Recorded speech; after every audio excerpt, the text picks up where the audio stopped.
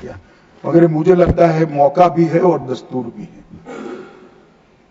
जब से प्रधानमंत्री जी प्रधानमंत्री की कुर्सी संभाले तब से उनके दिलो दिमाग पर कश्मीर की शांति का भूत था।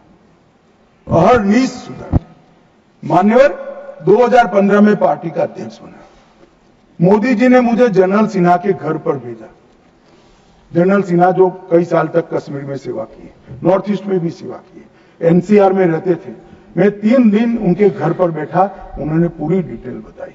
फिर कश्मीर से जुड़े हुए 25 लोगों की अलग अलग सूची दी।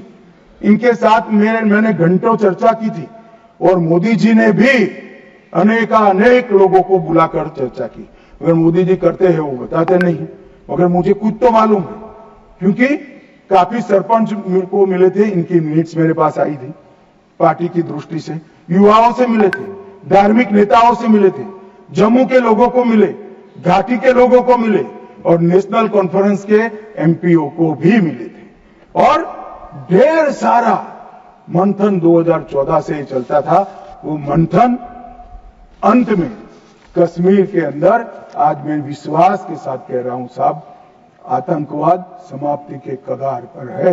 आतंकवाद समाप्ति के कगार। एक जमाना था कि पाकिस्तान को आतंकवादी पाकिस्तान से भेजने ही नहीं पड़ते, हमारे कश्मीर के युवा हाथ में हथियार उठा लेते। मगर आज मैं 6 माह का रिकॉर्ड इस सदन को बताता हूं।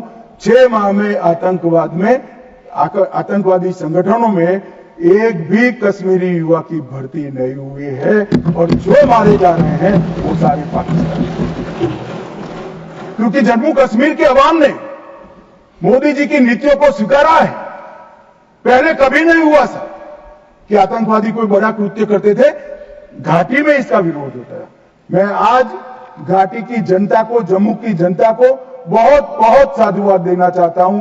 एक भी गांव ऐसा नहीं था घाटी का जहां ये पहलगाम हमले का विरोध नहीं। और जब तिरंगा घर पर फहराने की बात होती है, जिनके बच्चे आतंकवाद की भेंट चढ़ गए, वो मां बाप भी तिरंगा फहराते हैं। और मान्यवर, आतंकवाद पर तो कांग्रेस को बोलने का अधिकार ही नहीं है। मान्यवर, मैं आज सदन के सामने डिटेल रखना चाहता हूं। अटल जी की सरकार ने निर्णय किया था कि आतंकवाद को समाप्त करें। काफी मंथन हुआ। मंथन के बाद तय हुआ कि मजबूत कानूनी संरचना खड़ी करनी पड़ेगी जिससे इनको सजा कराई। कानूनी संरचना खड़ी करने के लिए पोटा का कानून लाना, ये कांग्रेस पार्टी ने विरोध किया। मैं आज वो है नहीं, मैं पूछना चाहता हूं, पोटा का कानून का विरोध किसको बचाने के लिए किया था? खैर, उन्होंने तो विरोध किया, राज्यसभा में गिर गया। अटल जी का संकल्प मजबूत था, भाजपा का संकल्प मजबूत था। पोटा कानून संयुक्त सदन सेशन में पारित कर दिया गया और पोटा का कानून आया, इसका अमल शुरू। मान्यवर, ये कांग्रेस पार्टी ने इसके घोषणा पत्र में लिखा कि हम पहली कैबिनेट में पोटा का कानून रद्द कर देंगे। अब मैं तो कई बार ऐसा सोच ही नहीं सकता, तो मुझे लगा ये झूठ मूठ का वादा कर रहे। और मान्यवर देखिए, पहली कैबिनेट में ही इन्होंने पोटा के कानून को रद्द कर दिया।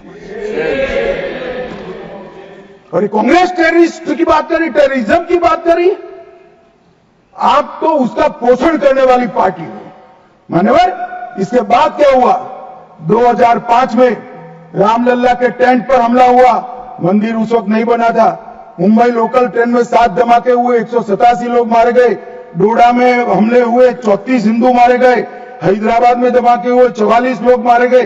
2005 रामलला का टेंट, 2006 मुंबई ट्रेन, डोडा 2006, 2007 2 बम धमाके हैदराबाद में, 44 लोग मारे गए। 7 यूपी में धमाके हुए, 13 लोग मारे गए। 8 रामपुर सीआरपीएफ कैंप पर हमला हुआ। 2008 आर्मी के काफिले पर हमला हुआ, 10 नागरिक मारे गए। 2008 आतंकी हमला हुआ, 246 लोग मारे गए। 2008 जयपुर में 8 बम धमाके। 2008 अहमदाबाद में 21 बम धमाके। 2008 दिल्ली में 5 बम धमाके।